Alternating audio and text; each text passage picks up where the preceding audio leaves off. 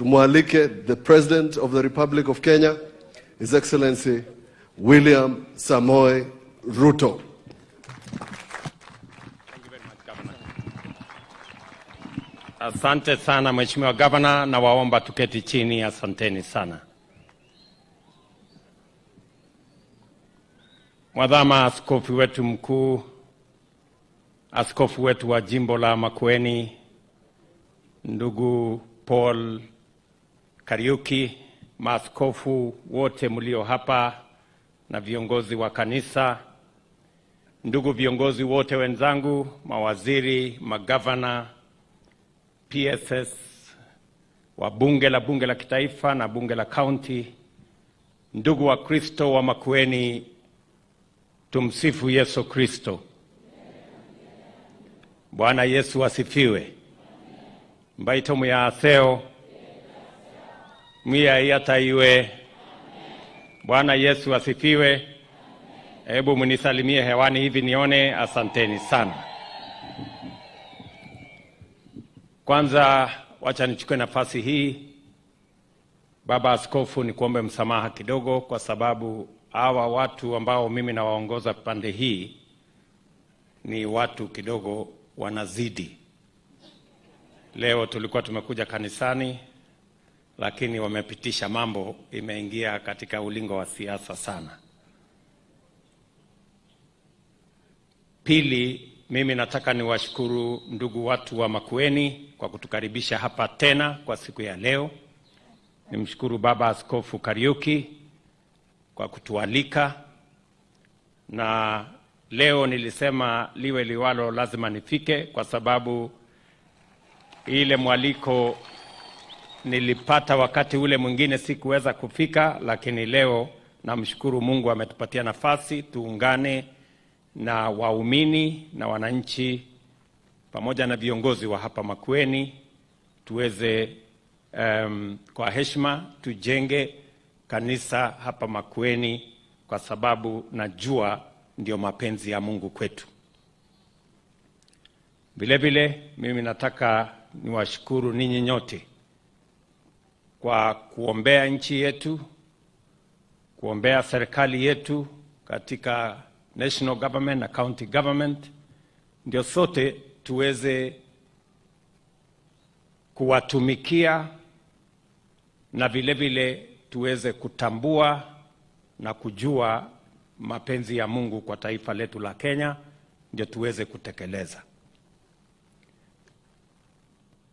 Mimi nimefika hapa leo kwa sababu ya mwaliko wa askofu, lakini hata na hivyo mimi si mgeni hapa Makueni. Nilikuwa katika uwanja huu mara nyingi, wakati wa mambo ya maendeleo, wakati wa siasa, tulikuja hapa maombi. Nimesimama mara nyingi hapa kwenye soko ya Makueni na sehemu mbalimbali hapa Makueni, na mimi nataka niwaambie ndugu watu wa Makueni, asanteni sana. Mara tukifika hapa mnatukaribisha, na nyinyi ni watu wazuri, watu wa Mungu. Asanteni sana.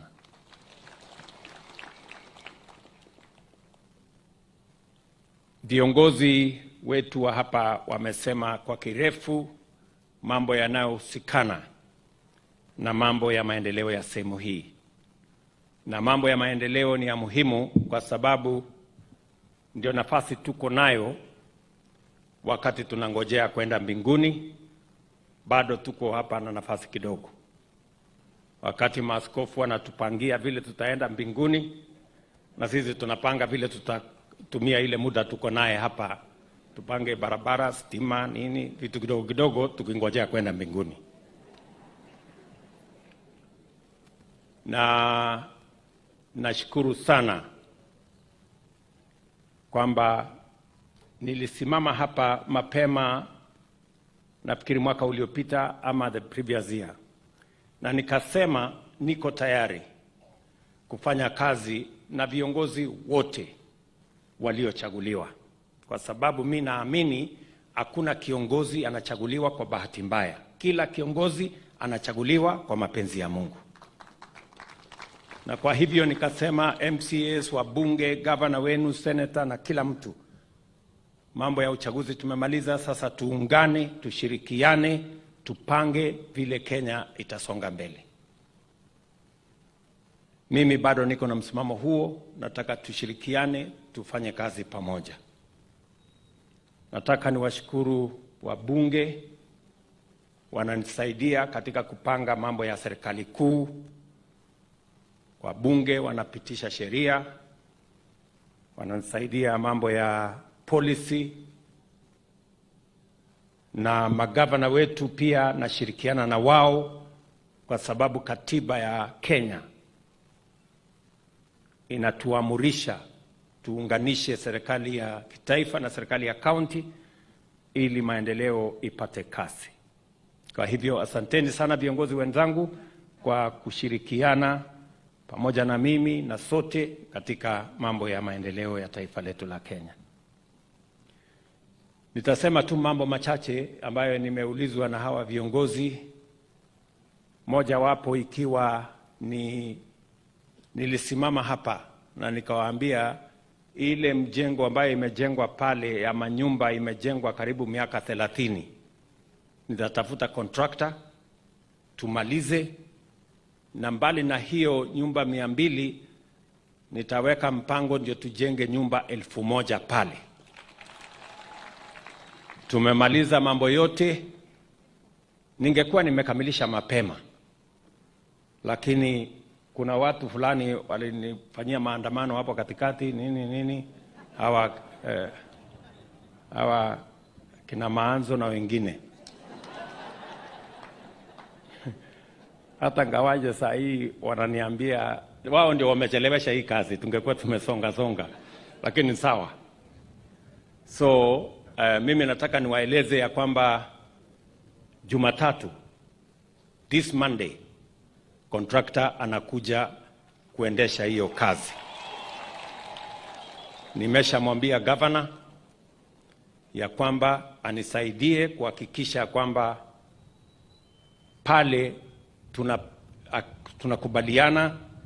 Contractor tayari tumempata, tumeweka pesa ya kutosha, na tutakamilisha ile nyumba 200 ziko pale, na tutajenga ingine 700 na kitu ijae 1000. Na ni kwa sababu nilisimama hapa sokoni na nikawaambia vijana wa hapa nitakuwa na mpango ya wao kupata ajira. Mimi nataka niwatangazie vijana wa Makueni, kuanzia Jumatatu tutahitaji vijana karibu 1000 pale. Kama wewe ni architect, engineer, quantity surveyor, electrician, plumber, mason, carpenter, electrician, mtu ya mkono, mtu ya kutengeneza uji, nini, mkuwe pale.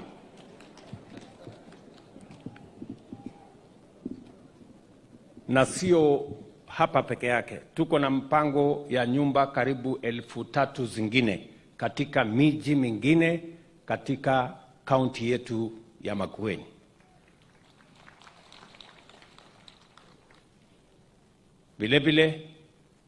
Vile viongozi wamesema hapa, nilisimama hapa dukani nikasema pia tutakuwa na mpango ya kuhakikisha kwamba wafanyabiashara sokoni wanafanya biashara mahali kuna heshima, mahali kuna taa, mahali kuna stima, mahali kuna maji, mahali kuna usafi. Tayari mnajua na viongozi wenu hapa wabunge wanajua, tume award contract ya soko 5 hapa Makueni, ikiwemo soko yetu hii ambayo iko hapa. Tumeweka zaidi ya shilingi milioni 350 kwa hiyo mpango. Mimi nataka niwaulize viongozi wa hapa, nimekubaliana na governor. Governor ameniuliza ya kwamba ndani ya wiki 2 ahamazishe wananchi ndio tukubaliane, ili wale wanaondoka mahali tutajenga soko wajue tukikamilisha ujenzi wa soko watarudi mahali pale wakiwa na nafasi ya kuendesha biashara yao mahali ambayo tumefanyia kazi. So, Bwana Governor and your team, I agree with you. Let us join forces. Na kama kuna mahali ambapo tumependekeza kujenga soko na mnaona ya kwamba pengine tungepeleka mahali pengine pazuri zaidi, tuko tayari kukubaliana na nyinyi. Kwa mfano, nimeambiwa pale Kathonzweni kuna mahali ingejengwa soko Kathonzweni itself badala ya mahali ingine iko kona. So tutaendelea namna hiyo, and we are going to work together, because ile ya muhimu sio mashindano ya viongozi ama mashindano ya serikali hii na serikali hile. Ya muhimu ni wananchi wapate mahali pazuri pa kufanya biashara, na katika harakati hiyo pia tuhakikisha kwamba vijana wa Makueni, vile vile vijana wa Kenya wanapata nafasi ya ajira. Hiyo soko 5 tunajenga hapa Makueni, sio Makueni peke yake. Tunajenga soko zaidi ya 500 Kenya mzima, kwa sababu I made a commitment to Mama Mboga that they are going to work in a place with dignity, with water, with sanitation, proper electricity, and in an organized manner. And I want to keep that commitment. So tunashirikiana na hiyo ndio tunataka.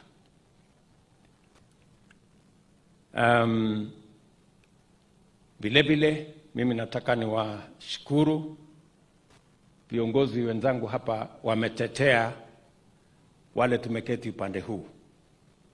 Wameniambia kuna mtu fulani hajapata kazi, kuna mtu fulani hajapata kazi. Hawa wameketi hapa kwa red carpet, wako na maji, wamekaa viti mzuri. Mimi naomba viongozi, wakati mnatetea hawa, please mkumbuke kuna hata wale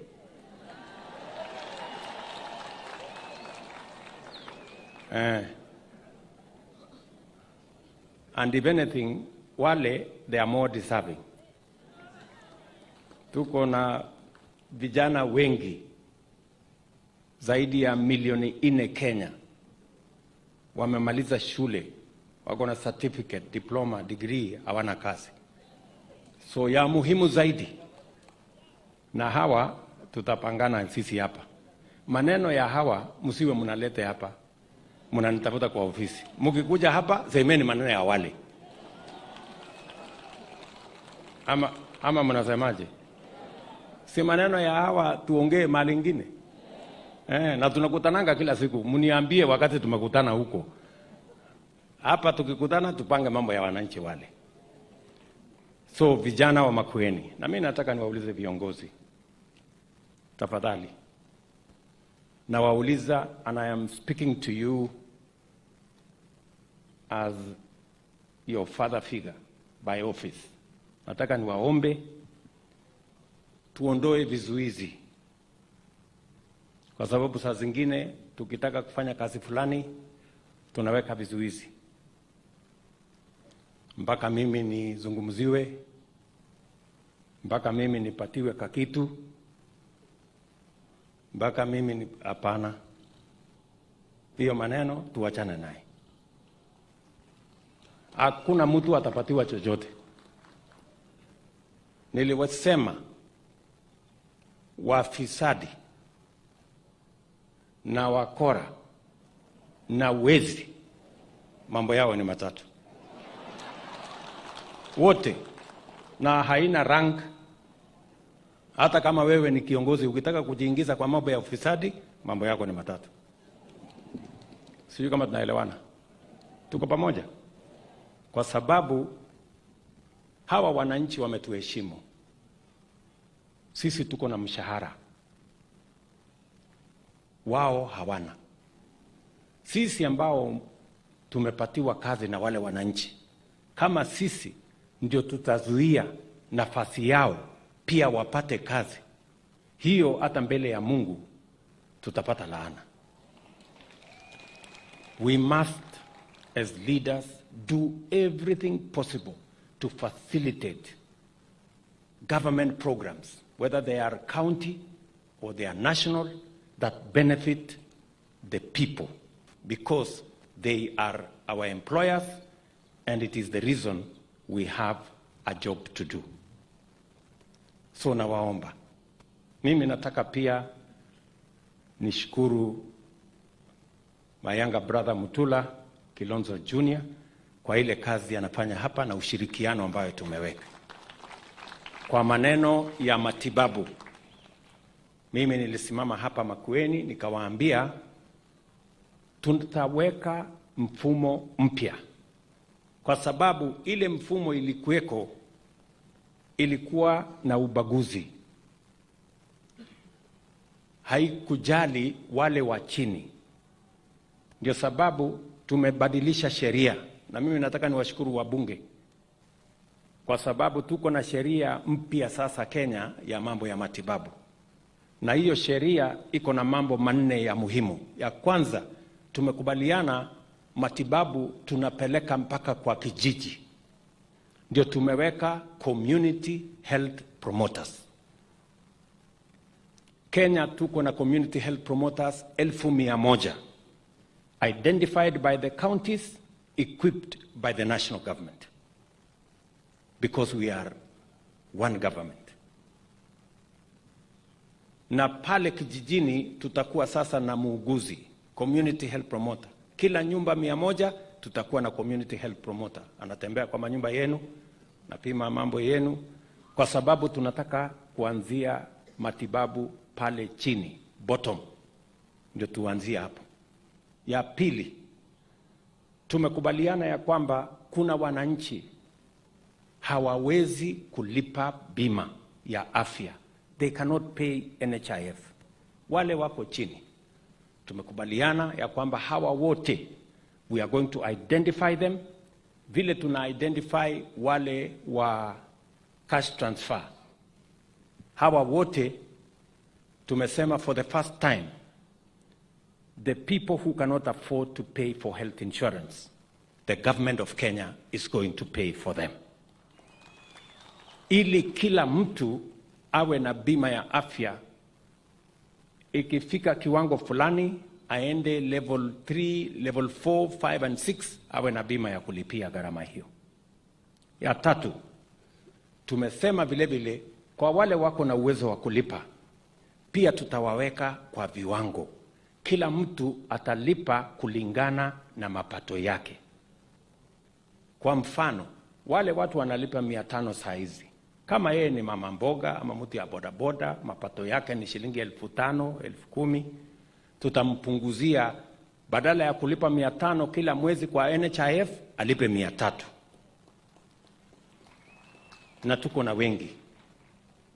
Alafu ya 4, tumekubaliana vile vile under this new program, sheria hii mpya ambayo tumepitisha, pia tumekubaliana ya kwamba tutakuwa na chronic illness fund, hazina maalum ambayo itakuwa available kwa Wakenya wote kwa magonjwa ambayo yako na kiburi na kisirani, kama ile ya cancer, diabetes, hypertension and all the chronic illnesses. Kwa sababu tumesema hatutaki mwananchi tena auze mali yake, auze ng'ombe ama shamba, aende alipe gharama ya hospitali. Hiyo gharama yote ya hospitali, ya kansa na nini, saa hizi tunafanya harambee, tunakusanya 1,000,000, 500,000, 2,000,000, 1,500. Hiyo mambo ya harambee tutawacha, kwa sababu tutakuwa na hazina maalum, na hakuna Mkenya tena atauza mali yake kulipa gharama ya hospitali. Hiyo ndio mpango tuko naye. Na mimi nawaomba watu wa Makueni, that is the program we have put in place. Na wauliza sisi ambayo tuko na mshahara kubwa kubwa, kuanzia mimi na hawa waheshimiwa, sisi tulipe kidogo zaidi, ndio tupunguzie mzigo wale wameketi huko, mzigo yao ikuwe kidogo. Ama mnataka mzigo iende kwa wanani? Sisi wadosi ndio tubebe? Ndio. Ati mmesema nani abebe hii mzigo? Sisi hapa wadosi au wako wameketi hapa mbele? Sasa nyinyi waheshimiwa, wacheni maneno. Mmesikia vile wananchi wamesema. So tuendelee namna hiyo. Mimi vile vile nataka niwaeleze, mmeniuliza mambo ya maji. Na mimi nataka niwahakikishie, nilikuwa hapa nikawaambia mambo ya Thwake Dam tutakamilisha katikati ya mwaka huu. Tumepata changamoto kidogo kwa sababu imebidi tuongeze ile ukuta ya kuzuia maji ndio tuweze kutega maji zaidi. Our experts have indicated to us that it is better that we increase the embankment so that we can store more water. Na jambo la pili, pesa ambayo tulikuwa nayo imepungua, imebidi nirudi tena kwa Africa Development Bank na wamekubali kutuongezea pesa shilingi bilioni 7 ili tuweze kukamilisha kabisa hiyo program ya hiyo maji. Na nimewaeleza viongozi wenu ya kwamba the new timetable kwa sababu ya additional work na additional resources ni kabla ya mwisho wa mwaka huu mimi nitarudi hapa kuja kufungua rasmi hiyo maji, mkunywe, mtumie manyumbani, mtumie kwa irrigation na vile vile mtumie kwa mifugo, so that we can grow this region. Tuko na maji ingine tofauti tumepangana na hawa viongozi. Vile vile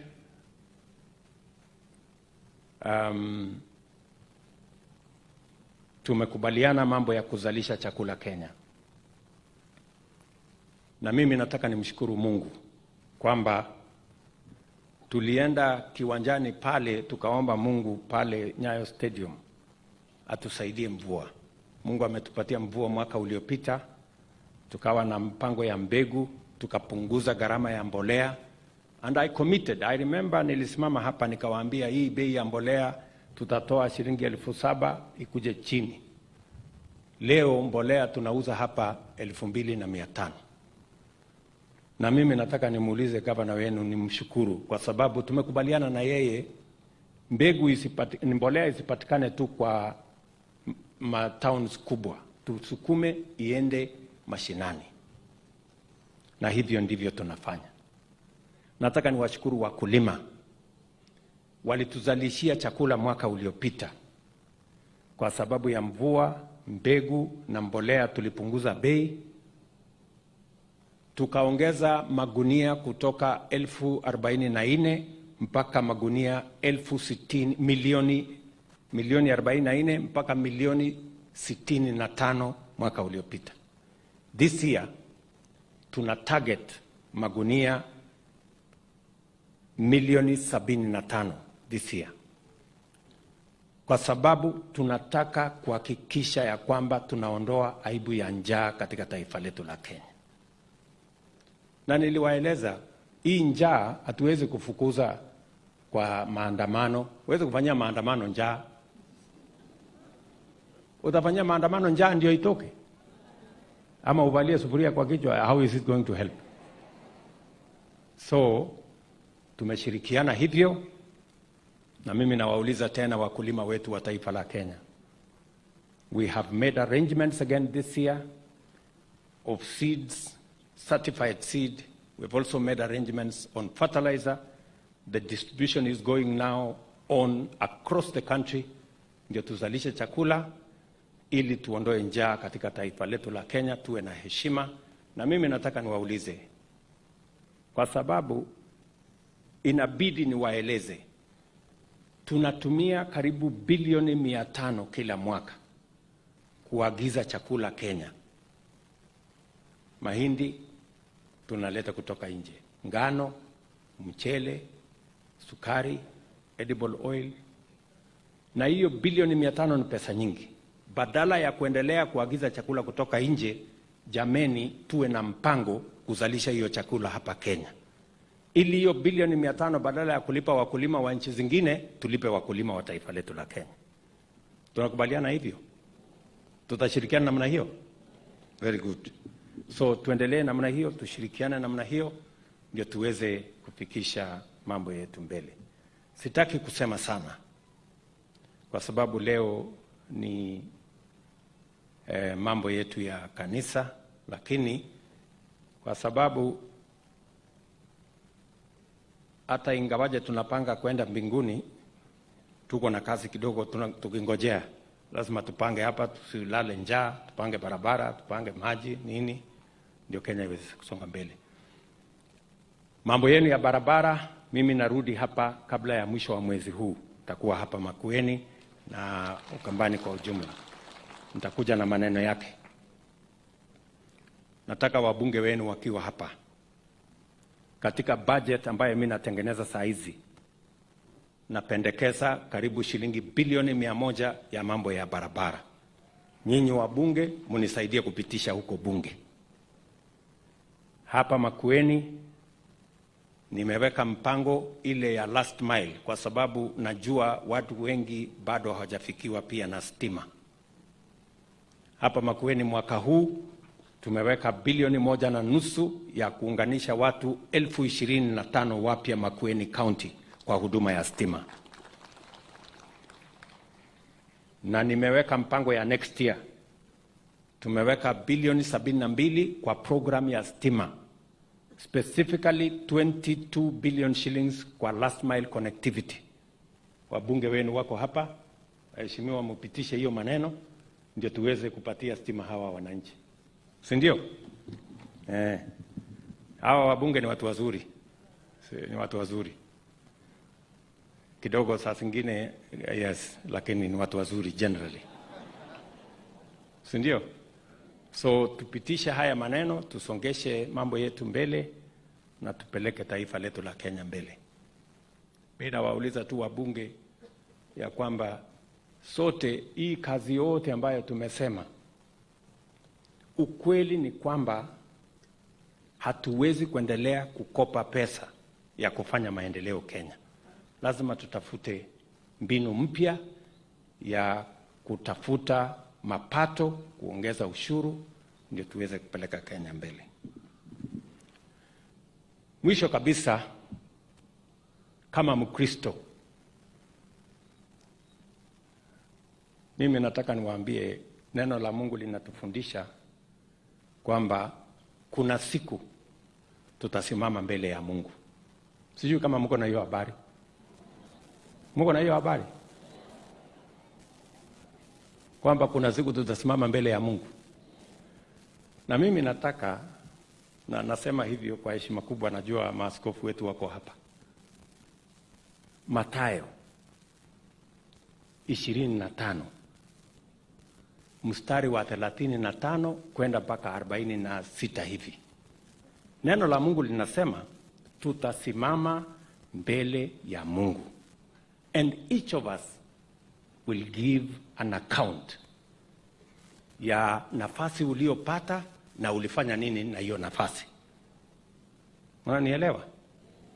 Kwa sababu mara nyingi watu wengi wananiuliza, wewe umetusukuma sana, unasema tujenge manyumba, unasema tushughulike na mambo ya universal health coverage, mambo ya matibabu, unasema tufanye mambo ya maji, unasema tufanye sijui mambo gani. Muende msome Biblia. Biblia inasema tukisimama mbele ya Mungu tutaulizwa, wewe ulikuwa na nafasi, lakini nilikuja kwako, hamukunisaidia chakula, nikalala njaa. Mimi nilikuwa sina mahali ya kuishi ama kulala, hamukunipatia mahali ya kulala. Nilikuwa na kiu, haukunipatia maji. Hata tutaulizwa, vijana walikuwa hawana kazi, haukufanya chochote. Si ndio? Nyinyi mnafikiri mimi nitaenda kusimama mbele ya Mungu nijibu hiyo maswali yote, na niko na nafasi ya kufanya hiyo kazi nikose kufanya? Bana. Ndio mnaona niko na bidii sana, kwa sababu nataka nikisimama mbele ya Mungu isemekane watu wa Makueni walikuwa na kiu au kuwapatia au kuwapangia maji, na ulikuwa na nafasi ya kuwa rais. Mnataka ati nianguke hiyo mtihani? Hapana. Ama isemekane kulikuwa na vijana wengi mamilioni Kenya, wewe ulikuwa na nafasi na sisi wote tuko hapa. So every leader must know that one time we will be held to account on the opportunity we have to serve the nation. We must make a difference.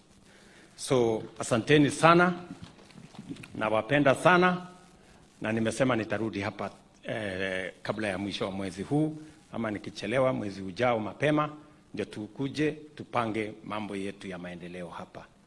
Baba Askofu Kasioka,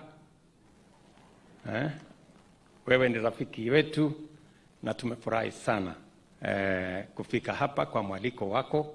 Tutakuja tena na tena, na kama kuna mahali tumekosea utatusamehe.